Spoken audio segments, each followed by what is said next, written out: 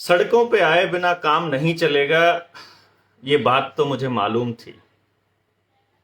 हम सब इसलिए कोशिश कर रहे थे कि देश के सारे संगठनों को एक मंच पर ला सकें, एक साथ इस लड़ाई का आगाज कर सकें। अभी लड़ाई बहुत बड़ी होनी है, क्रांति आनी है, तय है। इसको दुनिया की कोई ताकत रोक नहीं सकती।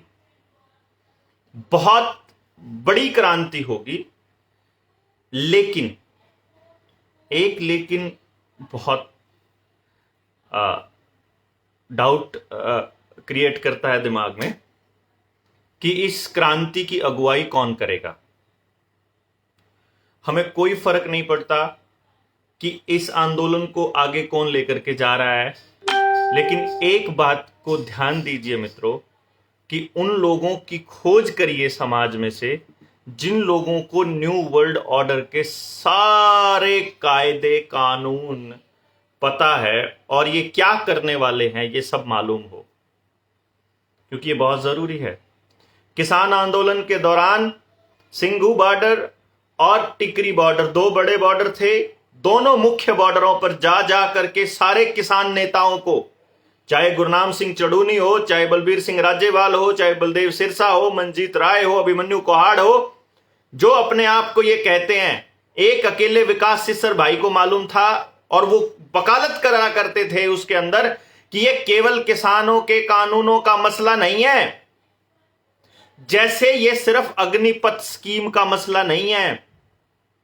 आप लोगों को यह बात समझ में आनी चाहिए कि अगर इस आंदोलन को, अगर इस क्रांति को केवल अग्निपथ तक सीमित रख दिया तो हम फिर से वही धोखा खाएंगे जो पहले खाया। लड़ने वाले सारे योद्धा बॉर्डरों पर बैठे हुए थे और उस पूरे एक साल में इन्होंने पूरे कानून बनाए कि आपके ऊपर जबरदस्तियां कैसे कैसे थोपनी है। अभी भी इनको मेडिकल हेल्थ बिल लेकर के आना है। देखिए, गेम समझिए।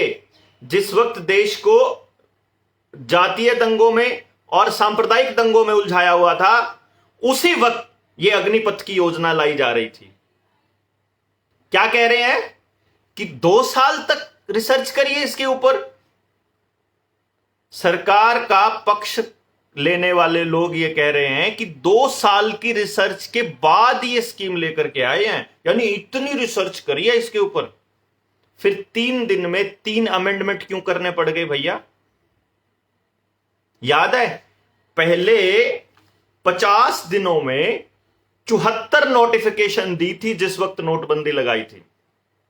यानी एक दिन में 2-3 नोटिफिकेशन भी आ जाया करती थी कि पब्लिक को यह समस्या आ रही है, नहीं भाई ऐसे नहीं, ऐसे करो, नहीं भाई ऐसे नहीं, ऐसे करो, नहीं इतने निकलवा सकते हो, नहीं इतने जमा करा सकते हो, नहीं ये कर सकते हो, ये नहीं कर सकते हो। 50 दिन में 74 नोटिफिकेशन थी। पूरे साल का हिसाब लगाओगे तो आपको पता चलेगा 450 से ज्यादा नोटिफिकेशन थी जिस वक्त जीएसटी लगाया गया था एक साल के अंदर। वहां भी एक दिन की 1 से ज्यादा थी और अभी भी 3 दिन में 3 तो कर चुके हैं। वापस तो ये लेंगे, अब इसको बैकडोर से लेके आएंगे। जैसे इन्होंने आपके बच्चों को पहली दूसरी लगाने पे लोगों ने विरोध किया, लेकिन ये सिर्फ हरियाणा ने तो किया था, पंजाब में तो अभी भी लगा रहे हैं, दिल्ली में तो अभी भी ठोक रहा है केजरीवाल, ममता बनर्जी तो वहां ठोक रही है, महाराष्ट्र के अंदर उद्धव ठाकरे ठोक रहा है, यूपी के अंदर योगी लगा पड़ा है। मना कर दिया कि हम तो अपने बच्चों को नहीं लगवाएंगे। तब ये बोलते हैं हम तो तुमको पोलियो की पिलाएंगे, हम तो तुमको फलाने के पिलाएंगे, हम तो तुमको ढिमके की पिलाएंगे। चाहे जिस मर्जी के जैसे जरिए पिलाएं, आपकी बॉडी में डालना ही डालना है उन लोगों ने। ये छोड़ने वाले नहीं है। एक तो सभी दोस्तों से गुजारिश है, जितने आपके पास ग्रुप्स हैं, जितने आपके पास वो सारे आईडीज हैं, उन पे शेयर कर दीजिए, चाहे व्हाट्सएप पे भी शेयर कर दीजिए और लोग जुड़ सकें।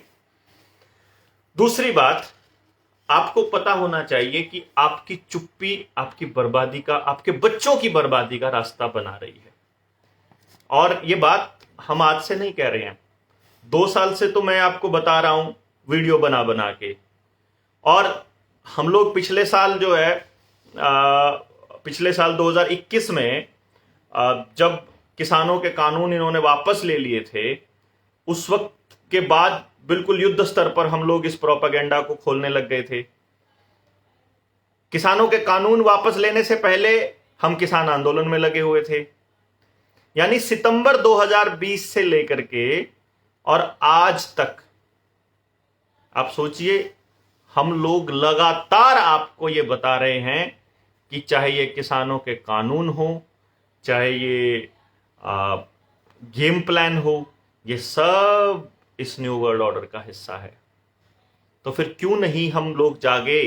जिस वक्त किसान आंदोलन चला हुआ था उस वक्त हमें जागना चाहिए था, मुझे लगता है। तो मैं आप लोगों से, एक सेकेंड आप होल्ड करिए, मैं आप लोगों से गुजारिश करूंगा कि आप लोग अपने आसपास के लोगों को बताइए कि जिस प्रकार से नोटबंदी एक षड्यंत्र था सब कुछ बर्बाद करने का, जिस प्रकार जीएसटी एक षड्यंत्र था सब कुछ बर्बाद करने का, जिस प्रकार राफेल के अंदर 53-54 हजार करोड़ का घोटाला एक तरह से षड्यंत्र था, लॉकडाउन भी षड्यंत्र था, ये जो शरीरों में डाल रहे हैं ये भी षड्यंत्र है, इसके नाम पर जो सीसीटीवी कैमराज लग रहे हैं ये षड्यंत्र है, एफसीआई के पास अनाज नहीं बचा है ये षड्यंत्र है, सब कुछ कैश कर देना, डिजिटल कर देना, बैंकिंग को फोन पे ले आना, यह भी षड्यंत्र है। क्यों नहीं समझ रहे हैं कि आप बर्बाद होते जा रहे हो? लेकिन इनके पास हर जिले के अंदर 5 स्टार दफ्तर है। अकेले दिल्ली के दफ्तर 1400 करोड़ रुपए का है। अकेला दिल्ली के अंदर जो दफ्तर है भाजपा का। और जो सेंट्रल विस्टा, मुझे क्या कहा भाई, सारा देश बंद था लॉकडाउन के दौरान। हाँ ठीक है, क्यों था बंद? क्योंकि ना इनको ना इन्फेक्शन रोकना था। अच्छा, कंटेजियस था, बड़ा दिक्कत थी। अच्छा, सेंट्रल विस्टा में तो नहीं थी कोई दिक्कत। सेंट्रल विस्टा को तो इन्होंने एसेंशियल कमोडिटी में रखा हुआ था कि ये तो होगा ही होगा। 750 किसान और 450 दिन का संघर्ष, 450 किसानों ने शहादत दी है दिल्ली के बॉर्डर पे, और तब 3 कानून वापस हुए हैं। और उस वक्त आज भी ये फीलिंग है। देखिए, 2 तरह की बातें हो सकती हैं। एक ये हो सकती है, हिम्मत बढ़ाने के लिए हम ये कहें कि पहली बार सरकार को ये औकात याद दिलाई कि जनता ही मालिक है, और देश के किसान ने वो 3 कानून जो संसद में पास किए थे, दोनों सदनों में 2 दिन के अंदर वापस किए गए। ये पहली बार हुआ इस पूरे 8 साल के सरकार के अंदर। ये एहसास कराया गया कि भाई यहां पर ताकत सबसे ज्यादा लोगों की है। लेकिन उसके अंदर एक बहुत बड़ी जो जीत का श्रेय है, जो बहुत बड़ा जो श्रेय है, वो उन लोगों को जाता है जो अहिंसक तरीके से लगे हुए थे। अब पूरे देश के अंदर इन लोगों ने नौजवानों के आंदोलन के नाम पर अपने गुंडों तत्वों द्वारा आगजनी करवानी शुरू करी, पत्थर बरसवाने शुरू करे। आपको एग्जाम्पल के लिए हम बताते हैं कि जैसे रोहतक के अंदर हुआ, जैसे तोशाम में हुआ, जींद में हुआ। जींद का मैं आपको केस बताता हूं। जींद में क्या होता है कि किसान संगठन और बाकी के लोग आते हैं, बैठ के बात करते हैं, उनको बताते हैं भाई तुम्हारा फायदा उठाने के लिए दूसरे संगठन आएंगे और तुमको नुकसान पहुंचा जाएंगे, तो तुम एक काम करना, इस आंदोलन को थोड़ा सा अच्छे लेवल पे लेकर के चलना, और मतलब इन हिंसक नहीं होना चाहिए, और किसी को बोलिए। हमारे पास फोन आए युवाओं के कि भाई आप हमारे आंदोलन को लीड कर लो। देखिए ऐसे नहीं, आप बैठिए। देखिए, हम लोग 21 संगठनों का समूह है, बैठ के बात करते हैं, पहले चर्चा करते हैं, पहले लड़ाई डिसाइड करते हैं। ये तो आपने बोला, जैसे आपको याद होगा जब हम 3 जनवरी को मैं गिरफ्तार हुआ तो इन्होंने अपना वो मुंह के पटके वाला जो केस था वो नीचे ले लिया, वापस ले लिया कि ठीक है अब बताओ अब तुम्हारे पास क्या लड़ाई बची। फिर उन्होंने वो जो सुई लगा रहे थे उसके लिए वो वापस कर दिया कि बच्चों को कंपलसरी नहीं है, लेकिन जारी तो रखा हुआ है इन्होंने, न्यू वर्ल्ड ऑर्डर तो चालू है। तो इसीलिए हमने लोगों को संगठित करना शुरू किया कि आने वाले वक्त में जो क्रांति होगी उस क्रांति को कंट्रोल कैसे करोगे अगर आपके पास समझने वाले योद्धा नहीं है। यही कारण था कि हमने उसी वक्त बड़ी कॉल ना दे करके लोगों को इकट्ठा संगठित करना शुरू किया कि जो लोग देश के बारे में सोचते हैं उनको इकट्ठा करते हैं और उनकी मदद से हम लोग आगे बढ़ेंगे। यही कारण था कि हम सारे संगठनों से मिल रहे थे, लेकिन कुछ संगठनों की अपनी खिचड़ी है। महम के अंदर जाके बलराज कुंडू सरकार का आदमी है, सबको मालूम है, राज्यसभा में क्या किया वो सबको पता है। वो सब उसके तो कभी भी जमीर जाग उठता है, कभी खट्टर के खिलाफ बोलता है, कभी मनोहर लाल के, कभी अपने उस ग्रोवर के खिलाफ बोलता है। बाद में फिर उसका जमीर जाग उठता है कि मैं तो मोदी जी की नीतियों से जो है वो प्रभावित होकर फिर से भाजपा को समर्थन दे रहा हूं। तो ये तो ये कचरा आदमी भी मतलब आंदोलन को लीड करने लगा। वो तो शाम के युवा आए हुए थे वहां पे महम के अंदर, और वहां आके कहते हैं नहीं चलो तुम, कोई मीटिंग नहीं करनी, कोई कमेटी नहीं बनानी। ऐसे थोड़ी होता है भाई। 21 तारीख को जींद में मीटिंग बुलाई है, जनता सरकार मोर्चा भी आ रहा है, हरियाणा के मैक्सिमम संगठन वहां पहुंच रहे हैं और वहां डिसाइड कर लेंगे कि भाई लड़ाई कैसे लड़नी है। क्योंकि ये लड़ाई छोटी लड़ाई नहीं है, और ये लड़ाई सड़क पर तो लड़नी ही होगी, दिल्ली तो जाना ही होगा, हिसाब तो लेना ही होगा, लेकिन अब की बार पूरा हिसाब लेके लौटना पड़ेगा।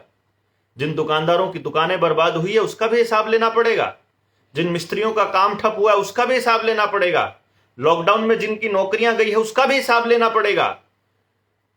और जो ये तानाशाही का रवैया अपना रहे हैं और इस तरह से ये लोगों के ऊपर जो जातियां करी हैं, जो शरीरों में केमिकल डाले और उसके जो साइड इफेक्ट हुए हैं, उसका हिसाब कौन देगा? अग्निपथ तो वापस ले लेगा। देखो ये क्या कर रहे हैं, युवाओं की ऊर्जा को अभी एग्जॉस्ट कर रहे हैं। आप एग्जॉस्ट हो जाएंगे, थोड़े दिन में सड़कों पे रहेंगे, पुलिस लाठियां भांजेगी, फिर आपको आतंकवादी घोषित कर दिया जाएगा, कुछ लोगों के नाम आ जाएंगे, कुछ सच्ची में फंसेंगे, कुछ गलत फंसा देंगे, सीसीटीवी कैमराज के लिए आप खुद कहने लगोगे। ये देश में इतनी अराजकता ले आएंगे कि आप लोग खुद कहोगे कि सीसीटीवी कैमराज लगने चाहिए हर जगह पे, आपका फोन सर्वेलेंस पे होना चाहिए 24 घंटे, इंटरनेट सेंसर होना चाहिए।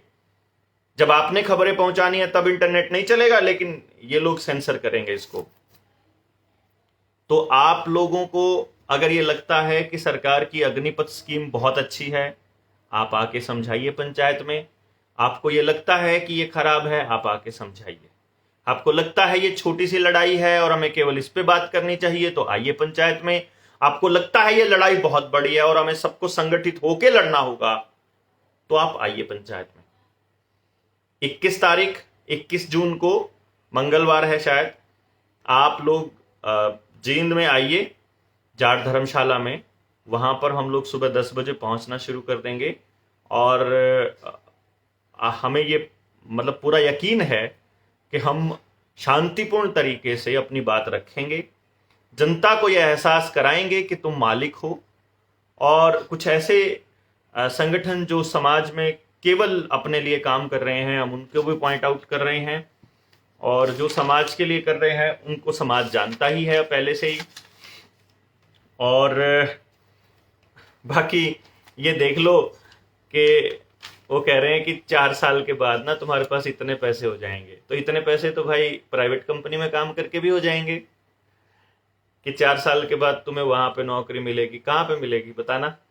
एयरपोर्ट तुम बेच चुके होंगे, रेलवे तुम बेच चुके होंगे, रेलवे स्टेशन तुम्हारा बिक चुका होगा, आपका जितने PSUs है, हाईवेज हैं, बंदरगाह हैं, जो खनिज की जो खदानें हैं, कौन सी चीज तुमने छोड़ी होगी? तब तक सब कुछ बिक चुका होगा। अंबानी अडानी उसके मालिक होंगे। तो तुमने तो अंबानी अडानी के लिए लोग ट्रेंड करने का ठेका लिया है कि ट्रेनिंग जो है आर्मी से कराएंगे और ज्वाइनिंग तुमको वहां देंगे प्राइवेट कंपनियों में, है ना? यही कहना चाह रहे हो ना तुम मोदी जी? तो आपको इस पूरी की पूरी कहानी को समझना होगा। मैं आपको कुछ फैक्ट बता रहा हूं। इनको भाड़े के सैनिकों को क्या कहते हैं? जो ये भाड़े के सैनिक होते हैं, मतलब भाड़े के सैनिक क्यों कह रहा हूं मैं? क्योंकि जब आर्मी में शॉर्ट सर्विस करके आते हैं तो उसके बाद उनको अलग अलग कंपनियां, अलग अलग जो एजेंसीज हैं वो भाड़े पर लेती है और अपने मिशन के वाइज भाड़े पर लेती है। मर्सिनरीज बोलते हैं इनको। आपने कई फिल्मों में देखा होगा कि कोई एक मिशन चलने लगता है तो एक आदमी उस फलाने एक सैनिक को बुलाता है, फिर एक फलाने सैनिक को बुलाता है, उनके इतिहास, उनके हिसाब से कि उसने उस जगह पे इतना बड़ा काम किया था, उसने इस जगह पे किया था, उस हिसाब से।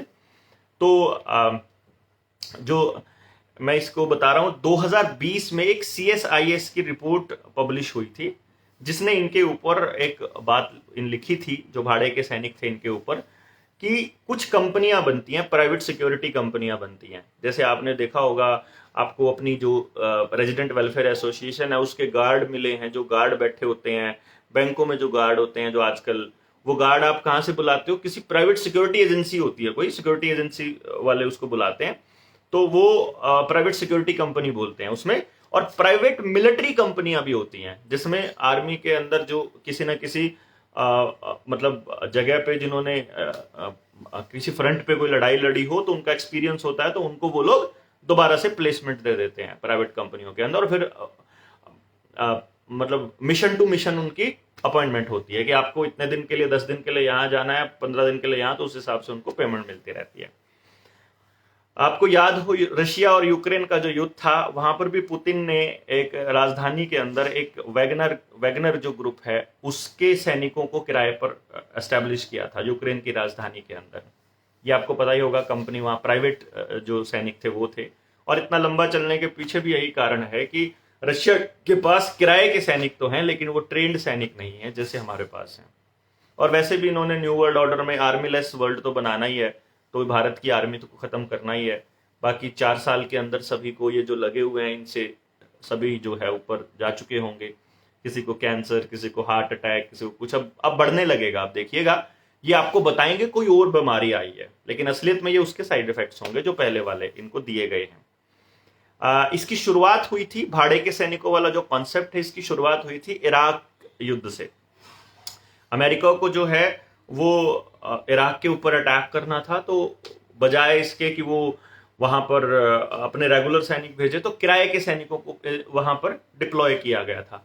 ब्लैक वाटर नाम की एक कंपनी थी, प्राइवेट सैन्य कंपनी थी कोई, और वहां पर ब्लैक वाटर के जो सैनिक थे उन्होंने अपॉइंटमेंट करके उनका मोर्चा संभाला। फिर बगदाद में निसौर चौक है, उसके ऊपर उन्होंने ऐसे ही निहत्थे और निर्दोष लोगों के ऊपर गोलाबारी कर दी थी। उस गोलाबारी के बाद में वहां 17 लोग मर गए थे, जिनमें 2 बच्चे भी थे।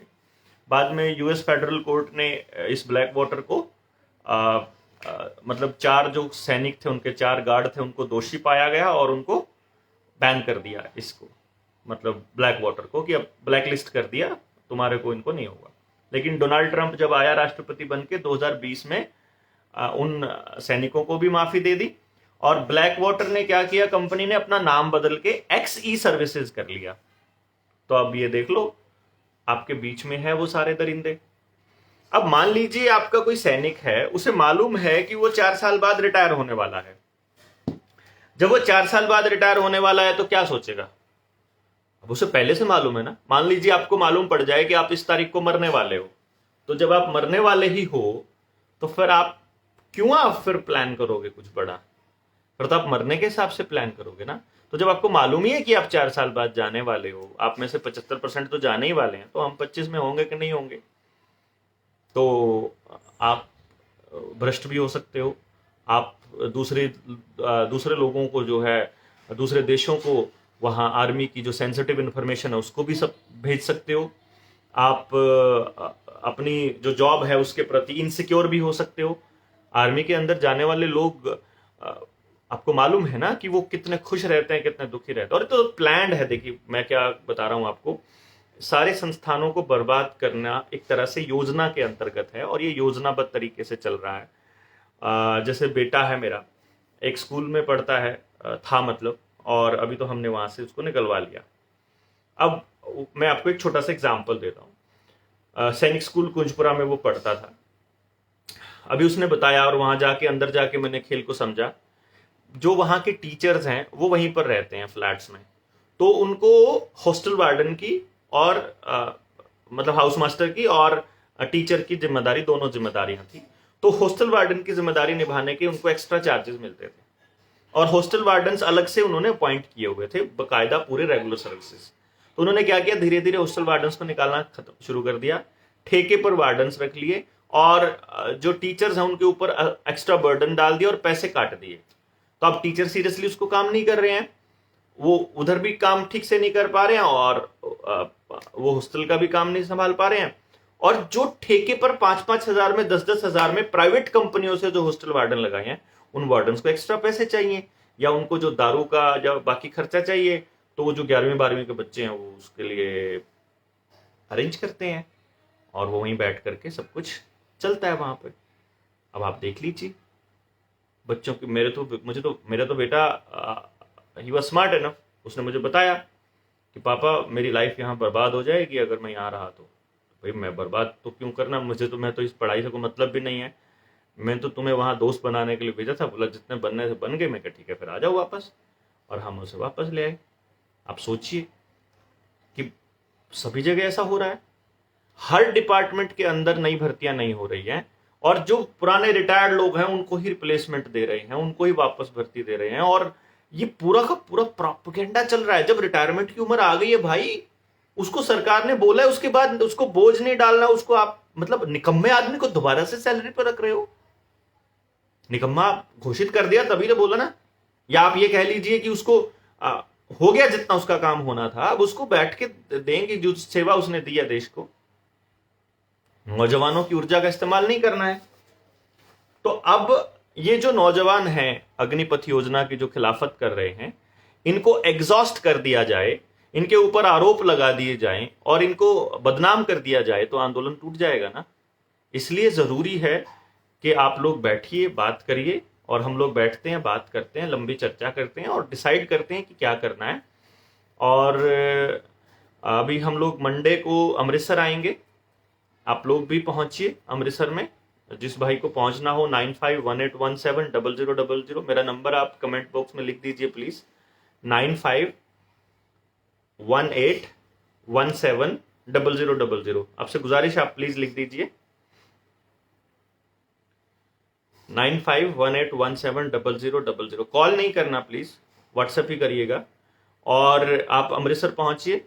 फिर हम लोग 21 को वहां पहुंच रहे हैं जींद में, और कल कोशिश करेंगे हम, क्योंकि तोशाम के जो युवक हैं उनकी कॉल आई थी तोशाम वालों की कि आप आकर के जनता सरकार मोर्चा आकर के इस मिशन को संभाल ले। लेकिन भाई हम जो हैं वो जनता सरकार मोर्चा बैठ के बातचीत जरूर करेगा, क्योंकि जनता सरकार मोर्चा तो कोई संगठन ही नहीं है। तो जो संगठन है जनता सरकार मोर्चा के और जो बाहर के पूरे हरियाणा के, वो सारे आएंगे, बैठेंगे, और जिसके पास जिस जिस चीज की एक्सपर्टाइज है, हम चाहते हैं कि ये वाला आंदोलन संपूर्ण आजादी का आंदोलन हो, ये वाला आंदोलन स्वराज का आंदोलन हो। ये लड़ाई हमारी रसोई हमारे खेत से वैसे ही लड़े जिस तरह का हमने सोचा था और जिस तरह की हमने सोच रखी थी। तो अपने समाज को बचाने के लिए जरूरी है कि इस लड़ाई को हम लोग अपने गांव से भी लड़े, बॉर्डर पे भी लड़े, दिल्ली बॉर्डर पे, और फिर हम दिल्ली में जाकर के भी बैठे। तो ये आंदोलन अब की बार हमारे युवाओं के लिए ट्रेनिंग सेंटर का काम करे, ऐसी उम्मीद हम लोग कर रहे हैं और ऐसा प्लान हम लोग कर रहे हैं। आई डोंट नो क्या होगा, किन संगठनों के हाथ में कमान होगी, कौन से संगठन वहां सरकार के भेजे हुए होंगे, कितने बिके हुए होंगे, कुछ नहीं मालूम है। अभी तो आप लोगों से गुजारिश है कि शांति बनाए रखनी है, इंतजार कीजिए, अभी बहुत जल्दी मत कीजिए आप लोग। सरकार बहुत जल्दी, देखिए सर, ये अभी तो आपका, अगर आप लोगों को ये लगता है ना कि आपकी बारी नहीं आई है, याद करिए रेवाड़ी महेंद्रगढ़ का एरिया सबसे ज्यादा ठंडा था, गुड़गांव का भी। यहां तक कि गुड़गांव के लोग तो इतने, मैं कहूं कि इतने बुजदिल निकले या इतने बेवकूफ निकले, जिनको पढ़े लिखे बोलते थे, कि गुड़गांव का टोल चल रहा था किसान आंदोलन के दौरान। आसपास की इतनी सोसाइटीज थी वहां पे। जो पुरानी गाड़ियां स्क्रैप करने वाला आंदोलन है, ये भी इसमें उठेगा भाई। तो आपकी जिंदगी को बर्बाद करने के जितने भी फरमान इन्होंने जारी किए हैं ना, सबके खिलाफत खड़ी होगी, सबके खिलाफ लोग खड़े होंगे। तो आप लोगों को भी निकलना होगा। आप कुछ भी करते हो, आपका कोई भी काम हो, आपके सड़क पर उतरे बिना, इन आंदोलनकारियों के समर्थन के बिना काम चलेगा ही नहीं। ये फिर रगड़ देंगे आप, क्योंकि 2022 तक इन्होंने दंगे करवाने हैं, समझिए 2022 के अंत तक। ये बात 2020 से पहले से बोल रहा हूं मैं, कि 2024 से पहले इन्होंने दंगे करवा करके देश में मार्शल लॉ लगाना है, सीसीटीवी कैमराज इंस्टॉल करने हैं, आपके घरों के ऊपर स्मार्ट सर्वेलेंस रखनी है। सर्वेलेंस का खेल है, सर्वेलेंस स्टेट बनाने का खेल चल रहा है ये सब कुछ। तो आपके बच्चों को मोबाइल से भी पीछा छुड़वाना है, आपके स्कूलों को भी बचाना है, जमीनों को भी बचाना है, आपके बच्चों के हेल्थ को भी बचाना है। तो इस पे लड़ाई लंबी है, बट एनी हाउ, ये बात सिर्फ ये कहने के लिए मैं आया था कि आप लोग मतलब तैयार रहिए। और मेन स्ट्रीम मीडिया केवल उग्र होते आंदोलन को दिखा रही है। आपकी और हमारी ड्यूटी बनती है कि हम सोशल मीडिया पे एक्टिव हो जाएं, अपनी आईडीज बना लीजिए, और चाहे बेशक सेम नाम से बनाइए, दूसरी आईडी बना लीजिए, उसमें ज्यादा लोग जोड़ लीजिए, एक पर्सनल रखिए और एक आंदोलन के लिए कि पोस्ट डालते रहने के लिए, बताने के लिए, लोगों को, दुनिया को शेयर करने के लिए ग्रुप्स तैयार कीजिए। अमित शाह बहुत पहले बोल चुका है कि हमारे पास 80 लाख से ज्यादा ग्रुप्स हैं, वो देश के अंदर कोई भी अफवाह फैला सकता है कभी मर्जी, तो उनसे बचना है। इंटरनेट ना हो तब कैसे हमें अपने आंदोलन को आगे बढ़ाना है, इस पर भी चर्चा करनी है। इंटरनेट अगर वो बंद कर देते हैं, मोबाइल सर्विसेज अगर वो बंद कर देते हैं, तो भी हमें आंदोलन को आगे बढ़ाना है। और भाई, इस पे आप लोगों को समर्थन और साथ तो देना पड़ेगा। जिस भी तरह की मदद आपसे हो पाए आपको करनी होगी प्लीज। और जनता सरकार मोर्चा हर हाल में उन बच्चों के साथ है जो अग्निपथ का विरोध कर रहे हैं। हम लोग अग्निपथ योजना की खिलाफत में हैं, हम अपना स्टैंड स्पष्ट कर दें, और जो लोग इसके पक्ष में हैं वो भी आमंत्रित हैं, प्यार से अपनी बात रखिए, या तो हमें समझा दीजिए, हम आपके साथ चल पड़ेंगे और हम गुणगान गाएंगे मोदी सरकार का, या आप हमारे साथ चल पड़ना और सरकार की खिलाफत करना, इस उम्मीद में कि हम अपने बच्चों के भविष्य को अंधकार में नहीं होने देंगे। हम आपसे मिलते हैं 21 तारीख को जींद में, 20 तारीख को इधर अमृतसर में, और कल आपको शायद हम लोग महम या उधर ही मिलेंगे 19 तारीख को। तो कल भी आपसे मुलाकात होगी। तब तक के लिए शब्बा खैर, good afternoon, good night, good evening.